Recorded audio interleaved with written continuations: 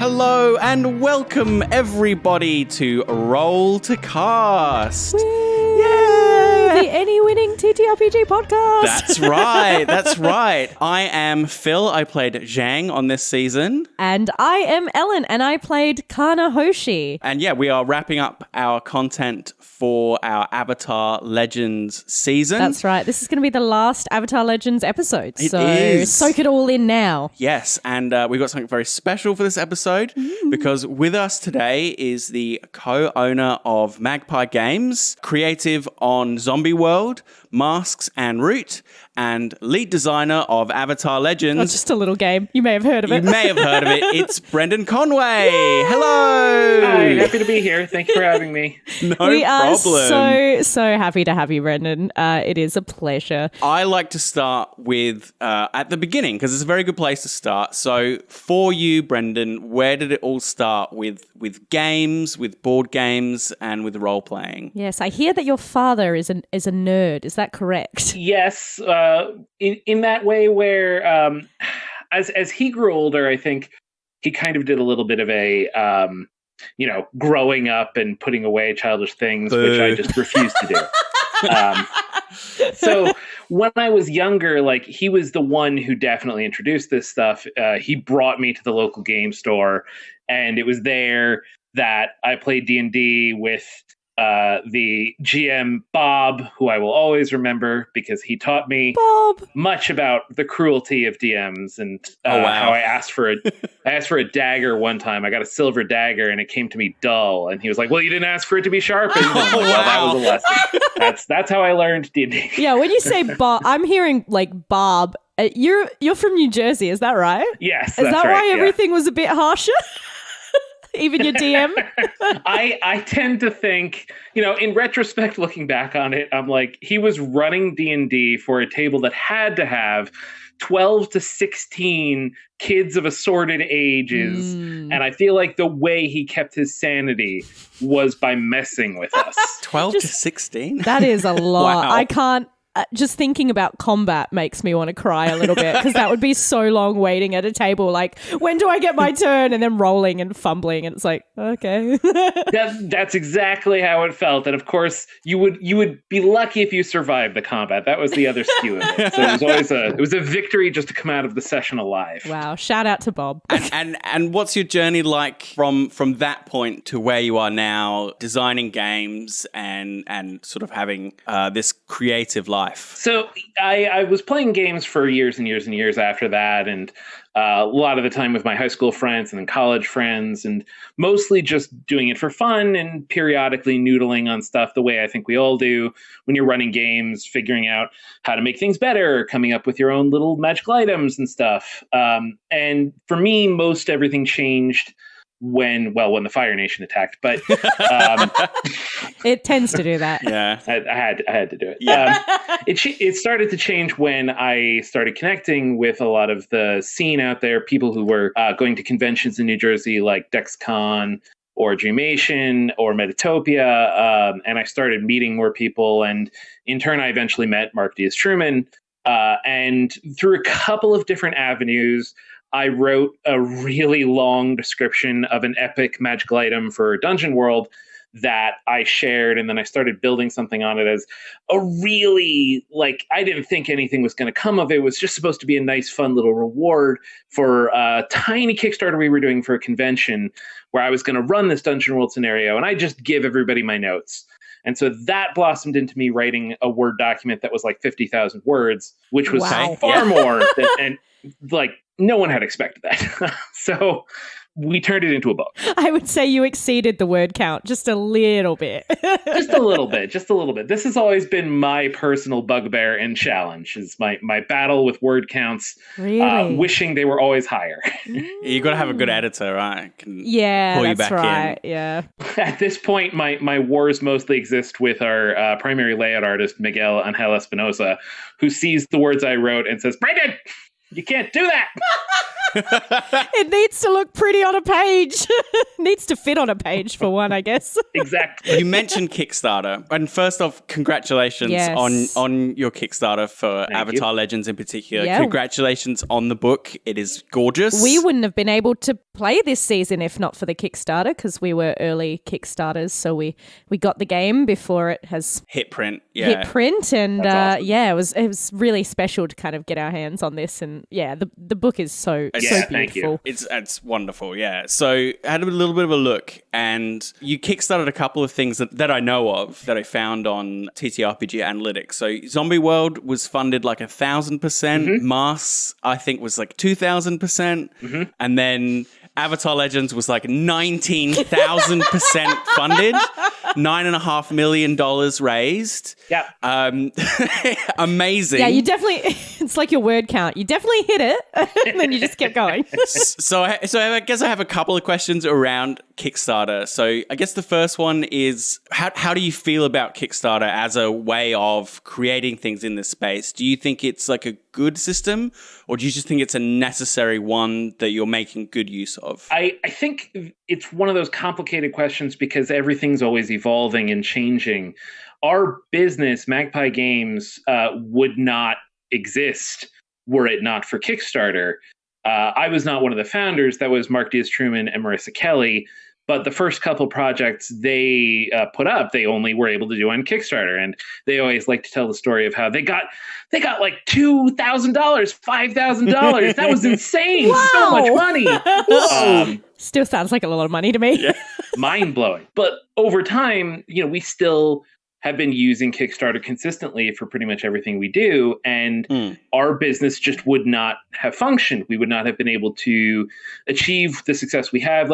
Obviously, Avatar being an enormous part of that, but the consistent ability to connect with backers, to connect with interested people, to fund these things in such a way that we can go after them kind of safely and know that we actually have the interest to support the product has made a huge difference over the years. So generally speaking, yes, the Kickstarter is a great thing that has absolutely made this entire company, this entire model possible. I say that while simultaneously saying, though, I like seeing new ideas. I like seeing new innovations. I like seeing constant feedback loops. Everything I've been seeing about Kickstarter having more communication with the creators themselves about what they need or what they want from Kickstarter so that it can better serve the overall community. I mean, I even appreciate stuff like BackerKit trying out its own crowdfunding models because I think that that competition is only going to help everybody be better in the long run. So it's exactly in that space of tech, young enough that there's still plenty of room, but absolutely hugely important. Yeah, I guess it's the proof is in the pudding. It's always a gamble putting out a new artistic project, but with Kickstarter, you get to see the audience that is actually already there clambering for the product. And so it's less of that trepidation of, oh, when I put this out, is anyone going to buy it?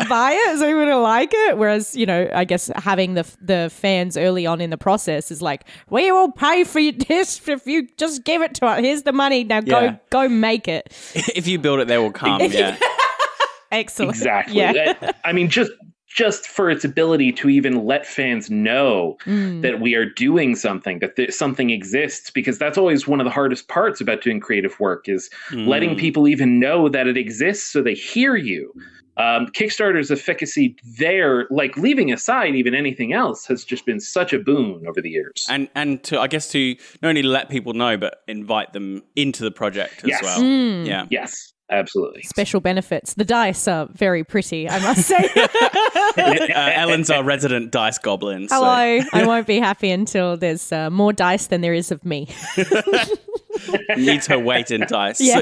So the second part of my question is, what is the secret to a successful Kickstarter? Yes. Or is that behind a paywall? Ooh, okay. I'm going to give an answer that vaguely feels like a cop-out, but it's the most honest truth I can think of. I'm here for that.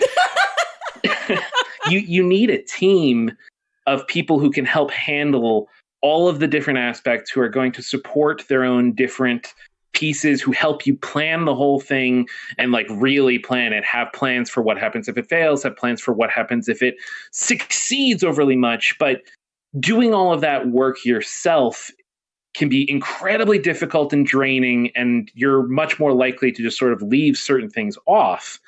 The reason why a lot of our Kickstarters are successful is because we have these teams. We have people doing art so they can make the graphics look great.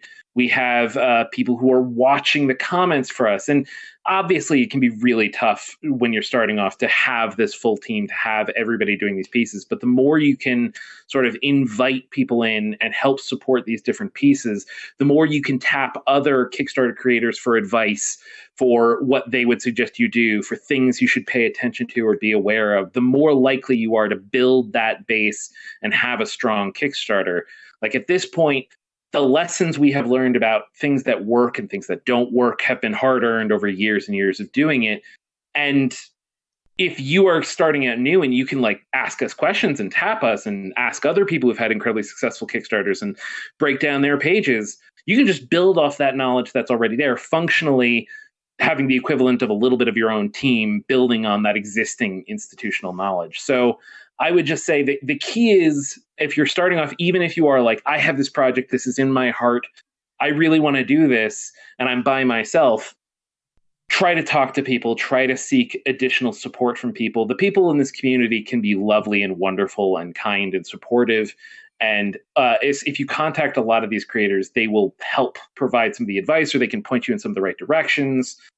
So make sure you are talking to people, trying to connect, and seeing if there are people who can help fill in the gaps where you are missing some skills and they have those skills. Yeah, I guess it's all about teamwork. Speaking of teamwork, Avatar Legends has a huge team, and you're the first one to say that you're not solely responsible for the product. Definitely it's a team of 18. Is that correct? Yeah. I mean, when I crack open the book and I go to the credits page and I'm like, there are so many people who did so many things and so many pieces. But yeah, I mean, like we can focus on the core designers, we can focus on the contributing designers, we can focus on all the artists. It's a whole ton of people, all of whom are adding things that may not be obvious, but are important to the overall success of the thing. Yeah, well, I guess spinning off of that, my question is, it can be really hard to work collaboratively and creatively. So how do you, as a large team like that, how do you collaboratively build a project like this? You know, where do you go around a table? Are there lots of brainstorming sessions? Do you kind of give people elements of the work for them to kind of go away and come back?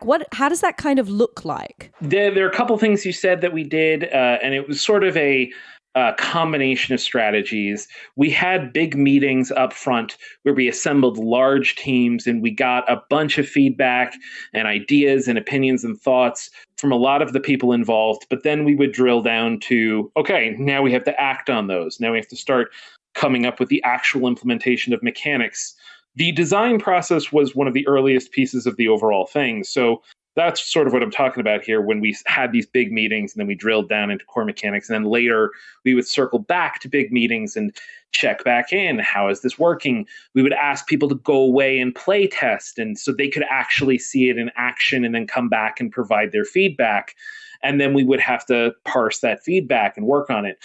One of the key distinctions here, I would say, is like that team of core designers, the core designers credit is parsing all of that, constantly trying to take in all of the feedback and improve the core thing, tinkering with the engine directly, and everybody else is contributing constantly, whether through playtesting, whether through looking at a draft, whether through writing drafts and adding them to the book.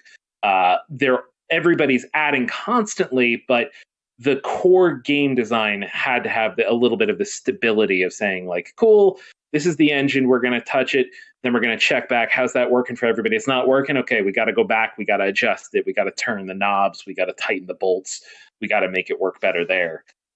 The actual writing process gave everybody even more chances to add, to put more input into the book. And a lot of that actually credit needs to be given to Elizabeth Hypradicul, who was the project manager, who actually, in many ways, like, Liz did so much work and made the thing possible in that incredible way of actually holding it in her head and figuring out who is doing what and when. And so she managed a whole stable of writers to produce vastly different sections of the book at the same time. Yeah. It is incredible. And make it all into a coherent whole as well. Yeah. I wanted to give you that space. You sort of leapt in there already of highlighting some of the contributions that you thought were really key to making the project happen. Is there anyone else that you think really needs to be, is a hero that needs to be acknowledged? Yeah, we've got a spotlight. Where can we shine it? I mean, again, in particular for me, I work with Liz like constantly on Avatar projects. We are continuing to do some work on Avatar stuff even today. And so she and I just spend so much time, and I am so impressed with everything Liz has done and continues to do. So partly I always just want to shine a spotlight and make sure it's clear, like, Liz is the project manager, and that can sound kind of unsexy, but oh, it sounds very sexy to us. Right. Like it should stand out how important that is, how impressive it is, how incredible the work she did was. And the reason the book exists is in many ways because of that incredible amount of work she did. I would also want to highlight, though, like all of our contributing designers and the feedback they give us throughout the process, but especially at the beginning of the process, like framed every conversation that we had after that initial thing. And again, another piece of this, I don't ever want to discount anybody. Like Mark Diaz-Truman does so much work across the entire business, and he is the CEO of the company and handles so much of the business side, which again is required for this book to exist. Like I would even want to call our shipping director, Derek Kopczynski, who's the reason the book is getting to people across the world is in many ways because of the work he did. Even places like Australia. And no one ships here. He was so proud. He was so proud that we shipped a book to Antarctica. Oh, wow. That was one cool. penguin. Yeah. That was cool. I imagine his job got a lot harder in the last 2 years as well.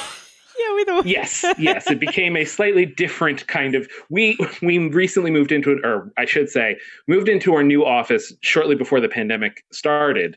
And we had specifically gotten this office because it had a big warehouse. We could house our books in the back and ship them out ourselves. And then Avatar happened. And we're like, well, we're not doing that. This project is so enormous. Like, we cannot possibly do that. God, that would be such a huge labor force. Like, I can't even imagine.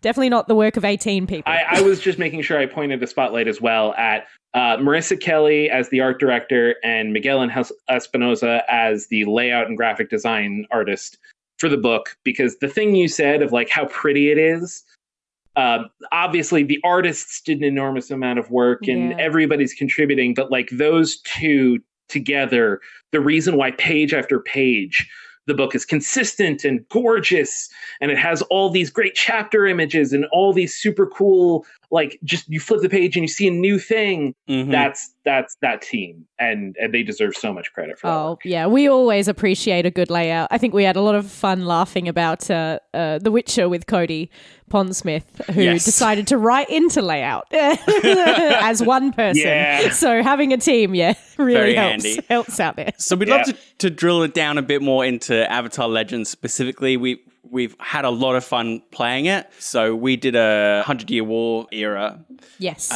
We had some questions from some of our fans. So I think can we start off with Easy's question, about the system? Yeah, so Easy on Discord asked, what made you choose Powered by the Apocalypse as the rule set for Avatar Legends? And were there any strong contenders in the running for other systems? So our experience as a company has consistently been in the space of Powered by the Apocalypse framework games. That is our skill set, or that's what we've really worked on. And that's not to say we can't or won't ever do anything else, but especially heading into this, those are the tools we are incredibly familiar with and have used and honed time and time again. And already to start, we had a few of our other games that we could look at and say, here are some of the tools and ideas we can take and adapt to Avatar. Like our initial pitches to even try to get the license involved us needing to say, what was the system? What did we want to do with it? What did it look like? Yeah. So we defaulted to our expertise, because Powered by the Apocalypse does the kind of play to find out what happens that we liked, so that things were not perfectly scripted. You could be surprised. You could have consequences that came out of nowhere but made the world feel real and consistent in the way that the shows did and the way that the comics do, while simultaneously targeting these personal journeys that the characters go on. We have several games that do kind of personal journeys, or that focus on the characters and what they're feeling and how they change over time. Masks in particular is the one for me, having written Masks, that really stood out as I was coming in, where I was like, these are not the same thing, but there are a lot of tools that are similar, a lot of ideas that are similar. And I can start from Masks and say, well, how is Avatar different? How is it the same? How can I build off of this instead of starting from scratch and having absolutely no basis? So that's why we stuck with Powered by the Apocalypse, both our own experience and expertise with it, but also because we genuinely looked at it and we said, these tools are going to tell the kinds of stories that we need them to do. So for us, there weren't really any other contenders. It's a great tool, certainly for a collaborative game like Avatar Legends. Specifically, we had a lot of fun, players affecting each other, and the GM also kind of being less all of us against the GM and more of us all thinking about this as a living, breathing story. Yeah. We did something a little bit differently, where we didn't do the sitting down and planning and talking about the story before you kind of launch into the game like you're meant to. Sure. Oopsie.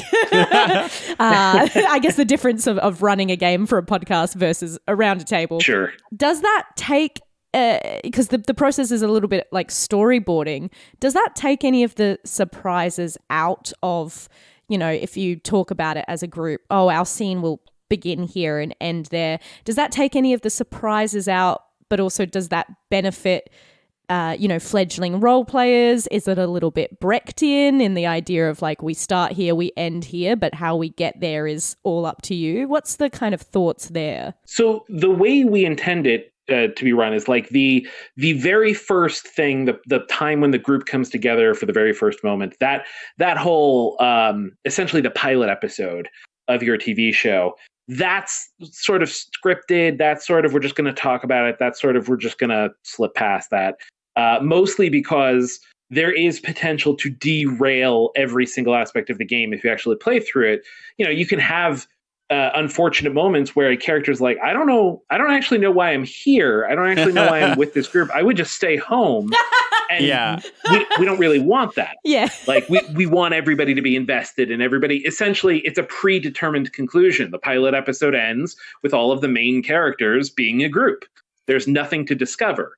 But from that point forward, though, we do moment to moment have much more of the like, okay, cool. So the GM says you are here, you're at the Fire Temple, and the Fire Nation guards are throwing fireballs everywhere. What do you do? And then we just see what happens next. So the actual intent is a lot more like, just go, just see what happens, just sort of play through it. And we can periodically take a step back and talk about like, well, let's next have a scene where we can sort of take some downtime. But part of the joy of the game is this playing to find out, not knowing exactly what's going to happen, even the GM not being certain what's going to happen. The GM needs to have a little bit of that sense of an episodic structure to match the shows, a little bit of that sense of like where things are going. But even in that case, we have regularly had games where the GM's like, this is where I thought things were going, and they did not go there. Yeah, a few of those moments in our season. Yeah. So, yeah, I like that. It's more about getting the ball rolling in a satisfying way and then kind of building from there. Yes. So I want to talk about the central pillar of the gameplay, the role play of Avatar Legends, which is this balance system where every character is pulled between two principles. Both, like, is that something that was core from the very beginning? Obviously, we said, you felt like Powered by the Apocalypse was going to be a good tool, but was that the thing you built onto it first and everything grew from that, or did it sort of come together later? And also, is it sort of a conscious nod to Asian philosophy and the the influences of the game to have the sort of nod to the yin and yang and the idea of balance at the heart of the game. Yeah, I think that from jump, we had some notion that this was going to be a piece of the game. But it's that thing of saying, like, did it literally look at the very beginning the way it does now at the very end? Almost certainly not. We had all of these conversations and developed it and improved it and refined it and came up with all of the additional tools and all of the additional mechanisms that play into it over time. So it's that odd thing where the idea of balance and the idea of characters being like needing to push and pull between their struggles may have been there pretty early. But the exact form that it took was definitely the result of refinement and play testing and further development. Yeah, I'm pretty sure like both we had some of this in the initial pitch that helped us like pursue the license in the first place. But that discussion with the contributing designers was massively important to make sure we were on the right page or make sure everybody had their input and was pointing to these sets of ideas. For me, again, saying I'm coming from Masks, part of it was looking at the difference between characters and Masks, a game of young superheroes, Teen Titans, and saying what the difference was. Masks has shifting labels that represent how you see yourself as a character. That wasn't right for Avatar. That's not quite how the Avatar characters worked. They weren't constantly struggling to define themselves, but they were constantly struggling between two poles. The obvious, but by far, being Zuko, of course, struggling between his two poles. But that's the sort of North Star that we looked at as like our guide. Aha, okay. We can represent Zuko's struggle by putting two principles on a track.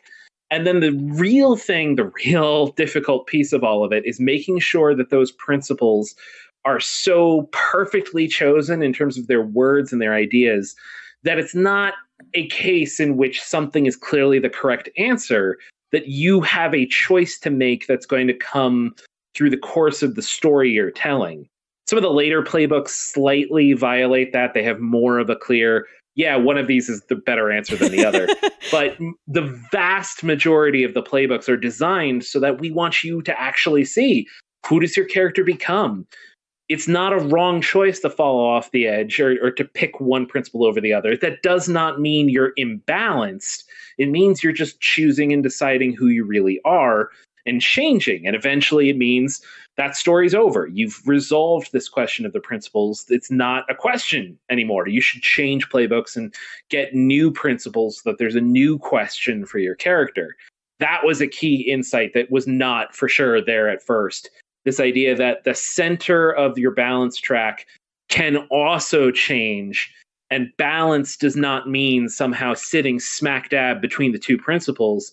Balance is something that each of these characters would seek for themselves, and they would all have a different place where balance existed for them. So on playbooks, I got a question from the game master on our Discord. Of all the playbooks, which was the easiest to develop and which was the hardest? Oh, it's a knowing laugh. Interesting question. Interesting question. You've got a few playbooks as well. I'm trying to think. We developed a bunch of the initial playbooks as a team. The core designers each took one, and then we would show them to each other, and then we would take a look and poke at them and refine them. But I think those initial core playbooks were very much the strongest and brightest archetypes. Like we did the Idealist, we knew there had to be a Katara playbook. We did the Bold, we knew there had to be a Sokka playbook. So that was one of the big things, was we were able to start with the characters everybody loves and sort of work backwards and say, how can you make a playbook that can help create those characters, but is not always that specific character? I think some of the difficulties in the core set that we started hitting on were things like the successor. How do we actually represent this institution, the money, the wealth of your family, the power of your family? How do we represent all of that in the world and make it really matter and have consequence?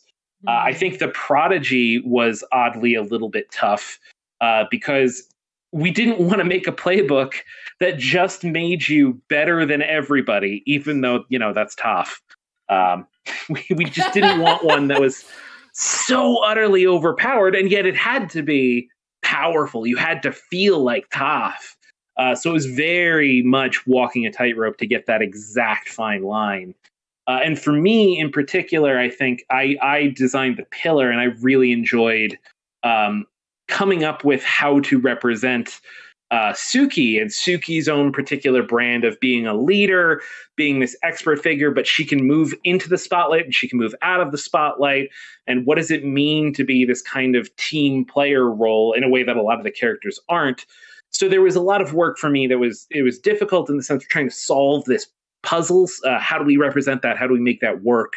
But it was also a lot of fun for me. My quick follow-up question is, what playbook are you? Yeah. Oh, no. My balance is between work and more work. Work and sleep. This is so painful. It's so painful to say. Here at Rollcast, we ask the hard questions. I mean, I can say what some of my favorite playbooks are. It's tough for me to pick one. Yeah, you go for that. You can dodge the question. No, I'm not the hammer. I'm not just going to punch things. That's not me, but I like the hammer. Having designed the razor in Wan Shi Tong's Adventure Guide, it's not one of the core playbooks. It's one of the expansion playbooks.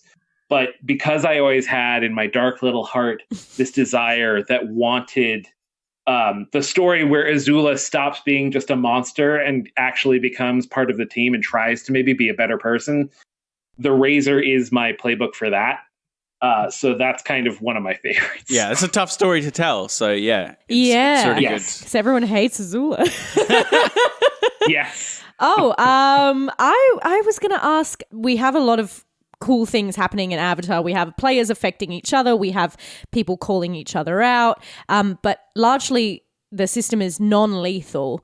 You just kind of get knocked out of a fight, or you do lose an encounter, but you live to fight another day. Yep. Without lethality, how does that kind of affect a system? Was that an early decision, like the show, we're not going to show anyone being murdered, we're not going to show our characters killing each other or other people? Yes. But how does that help you create stakes in a game if you know that your characters are going to live to see the next adventure? Yeah, I think part of it was obviously just honoring the show and the tone of the show, the family friendliness of the show. It's not to say, when you get into Legend of Korra, some of those things can be pretty heavy. So it's not as if you can't touch serious stakes and dramatic moments while avoiding lethality. And that was one of the big things that we had in mind the whole time, was that what the story is about are these consequences and these characters and the decisions they make, not necessarily whether they live or die, because if they die, that's the end of the story. To use kind of a metaphor for what's going on in movies and culture, in the MCU, in the Marvel Cinematic Universe, there's this constant storytelling problem where they keep killing off the villains. And that means you can't build a relationship with these characters. You can't see the antagonist and want the antagonist to get better, or really hate the antagonist, because they go away at the end. It's the end of a story. So the sense of consequence, the sense of stakes, actually in some ways is undermined when you have this ongoing story and these characters just exit, never to come back. Obviously in the MCU, they can come back with superhero nonsense. Well, some of them don't want their contracts renewed, so no, they can't. Exactly. Yes. But for us, it was that realization that which is the harder thing to have happen to the character in this moment? Is it that they die? Or is it that they are captured, imprisoned, maybe carted back home to their mom, who's that Fire Nation general, who's incredibly mad at them and refuses to let them go and basically traps them inside their home palace? Which is the actual more interesting consequence in that moment? Oh, wow. It sounds a lot like... I was going to say, have you listened to the season, Brendan? Yes, one of my main villains was my mother, who was a Fire Nation general. Yeah, I mean that's doing it right. That's exactly doing it right. Yeah, We've been endorsed. Yeah. So there's a very clear love coming from you for the source material. And on that note, we had a question from Andrew James on Twitter. Do you want to read that one out? I sure can. Avatar is a huge IP with source material, but mainly covers just the 2 eras that we see. How did you decide which eras to include, and did anything get rejected? What sort of guidance did you get when writing the setting chapters? Yeah. This was one of the new things that we had never really dealt with before. We had done the Root role-playing game, but Root is a board game, and Leader is kind of a small team. Leader Games, who made the board game, is kind of a small team like us. And so developing that RPG was a lot simpler because there wasn't a ton of existing lore, and we could easily just check in with Leader and be like, what do you think? You think this is good? And they're like, yep, that's good. And we're good. We're done. Whereas with Avatar, obviously, exactly as you're saying, we had to take in all of the existing media. We had to make sure that we were doing right by it. We had to answer questions that weren't necessarily already answered. The eras in particular came about because at the very, very beginning, we were kind of thinking, let's just set it in Republic City. Republic City is such a huge environment with so much going on. It's going to be so good for so many stories. And almost immediately we were like, this is not the right move. It's not what fans are going to want. It's not even necessarily what we want. There's a lot of other places people are going to want to play. How can we structure that? And that's when we started talking about, well, the easiest way to break it down is to break it down into the avatars as this sort of descriptor of different time periods. Yeah. That's why we focused on the avatars as the eras, because they just easily broke up the time frame and allowed us to say, okay, so this is the Kyoshi era, and we can say all of these things would be true, even though we're going to set it at a very specific point in time to just make absolutely clear these things are true. We all know kind of that the technology is going to be different than it is in the Korra era. It let us have those conversations productively. We didn't really exactly leave anything on the floor in terms of those discussions beyond the idea that, do we want to do more eras? Did we talk about other eras we'd want to do? Of course. There are lots of other eras that we'd love to do. That would be super cool. Yeah, keep going further back into the history. Yeah. The first Avatar. Right. Well, and the what is it? Dawn of Yang Chen, I think is the new novel that just came out that details stories about Yang Chen. And we're looking at that and kind of salivating at the prospect of doing a Yang Chen era. So for that, we definitely had to figure out those eras based on what existed. And the Kyoshi era novels helped us a lot for that. We obviously had the source material of the TV show and the comics for the Aang era, for the Korra era, and even for the 100-Year War era. The Roku era was the most interesting, complicated one because there isn't much about the Roku era besides those couple of episodes of the show. And so that was definitely a case in which we worked directly with Avatar Studios. We had meetings with the creators of Avatar, Mike and Brian, and we would talk about what that era might look like, what would be going on in it, what would the conflicts of that era be, so that we could best represent it in the game.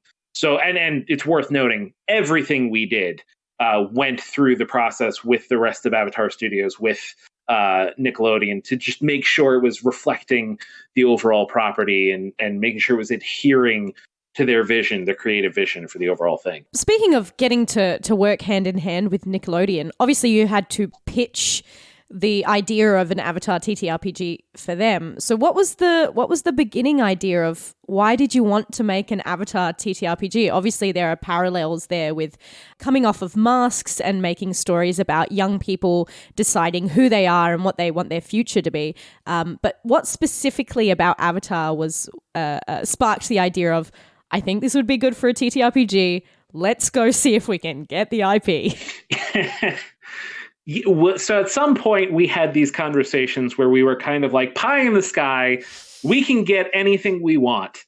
What properties would we want? What would we grab? Okay. And Avatar was one of them because as a starting point, we loved the source material. Like, I had watched the shows multiple times and imbibed the comics, and like I absolutely loved everything that had come out for it.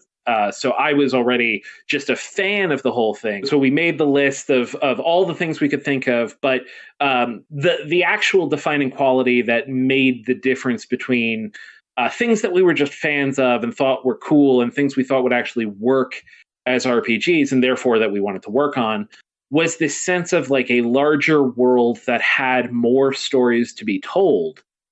Sometimes we would talk about properties and we'd be like, but the story of that property was told. The story's over.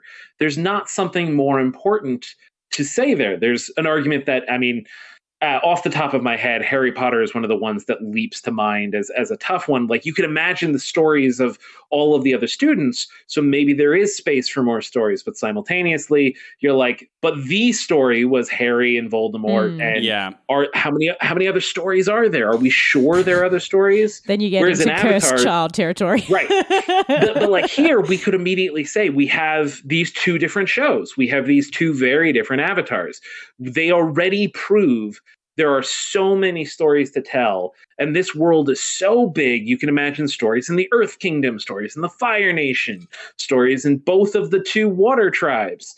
There are stories all over the world, stories across all the different eras, stories of heroism that can exist at so many different levels, that it was easy for us to look and say, cool, even though the most important story, for instance, at the end of the 100-Year War, is Aang overcoming the Fire Nation, that doesn't necessarily actually mean there aren't more stories to tell. I mean, you said your own game was set in the 100-Year War era, and I'm imagining it's like the exact same sense that there are so many stories in and around and under and before the stories of the shows and the comics that we've already seen. Yeah. That's the difference.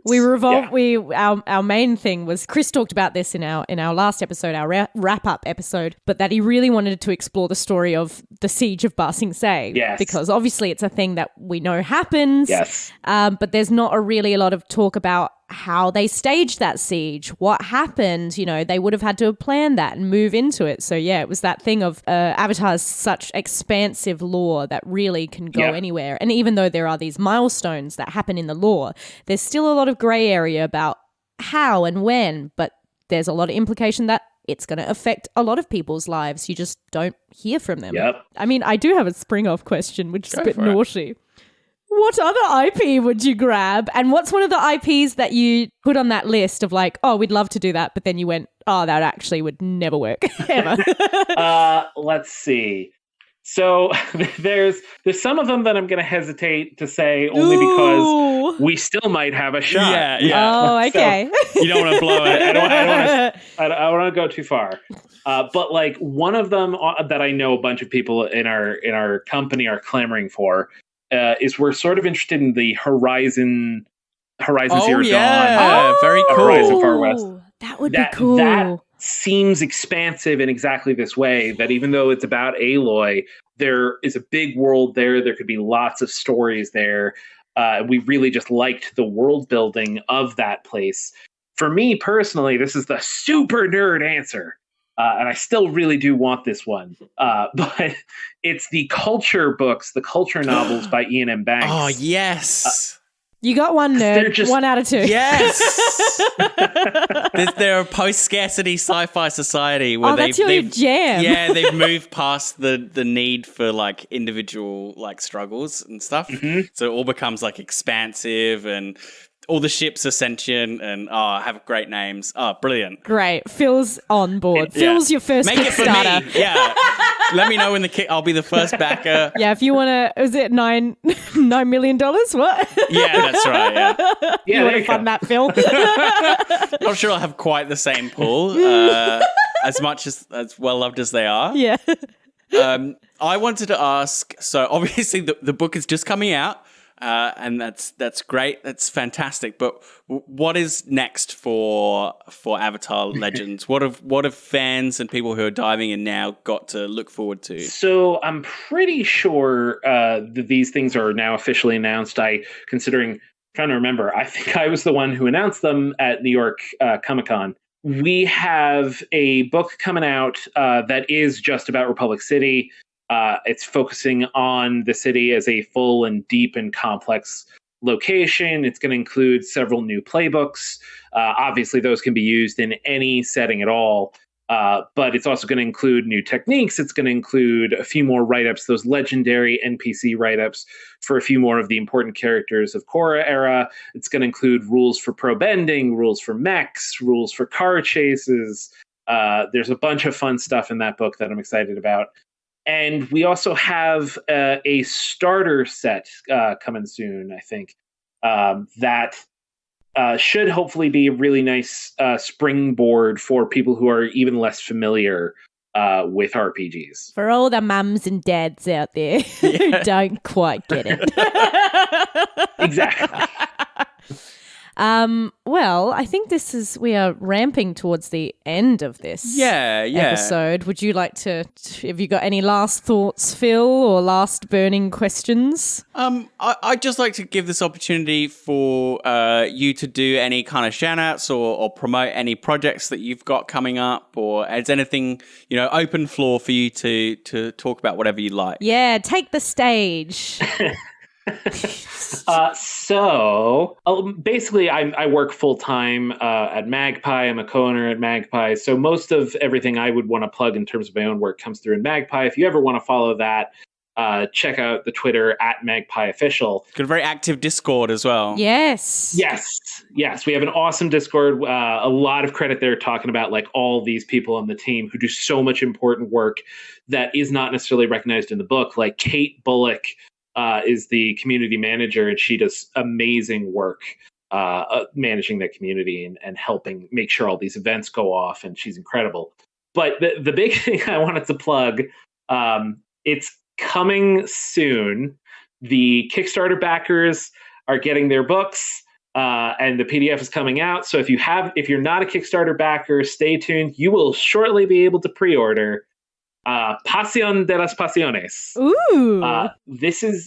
This is a game that's written by Brandon Leon Gambetta, and I had the honor and the privilege to work with him, to mentor him, to essentially do the project management role on behalf of this book, shepherding it through. But it's his game and his baby and his design. It is a game of telenovelas. Oh, wow. Sorry, now it's my turn to nerd out. That is so exciting. I am so proud of this book. I am so proud of his work. I am so proud that it is so friggin' sexy.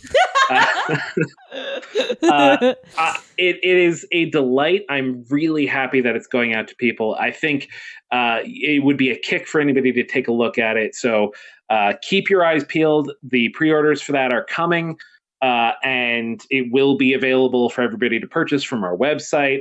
Right now, again, Kickstarter backers are getting their copies, so they're going to have a little bit of time with it, but that means that people should be talking about it, reviews are coming out, and so on and so forth.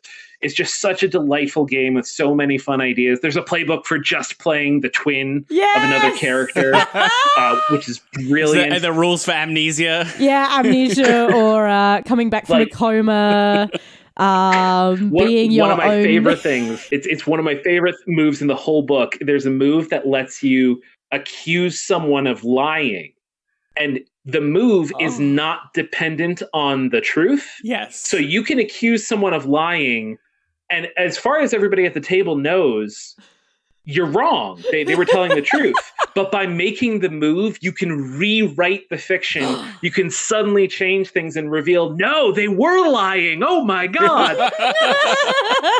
So wonderful. It was you that killed my father. Excellent. Well, I will say that is definitely one for the mums out there. So, yes. I think that just went straight on Ellen's list. Yeah, so, yeah. it actually is on my list to play. Thank you so much for giving up your time and speaking with us today, Brendan. We really, really appreciate it. Absolutely. It was my pleasure. Thank you so Ours much. too. Yeah, and ours a big too, thank you to everyone at Magpie Games as well, because we've had a lot of talks with you all in the whole duration of this season, and you guys have been sharing our stuff on social media, and we just want to say a big thank you to you, Brendan, but also everyone at Magpie Games for just making this game, but also creating a wonderful community in the TTRPG space. space. We really appreciate that. You're, of course, very welcome, and we're incredibly grateful that you did all that you did and ran the game for so long, and we're so happy you had such a good time with it. Our longest season. It absolutely is, yeah. And we had an absolute blast with it. Yeah. But all that remains, that is the end of our Avatar Legends That's Homeland it. content. That's all done. So all that remains is to encourage everyone to come back next week, where we are beginning with episode 0 of our Starfinder content. That's right. We are moving away into sci-fi, baby. Yeah, Finally. we're blasting off into space, into fantasy space. So please come back for that. There'll be a title reveal for the season, and get to hear all about our characters and everything else. And our new cast member. Yes. So So it's very exciting. Please do come back for that. And also, just to plug that if you want to support us in particular, we have a Patreon. That's patreon.com/roll2cast. We can get access to a private area of our Discord, get episodes a day early, and just that warm, fuzzy feeling of helping us make our content. Yeah. But until we see you next week, we will sign off. I have been Phil. I've been Ellen. And thank you, Brendan. It was my pleasure. Thank you. Yay! Bye, everyone! I love that we all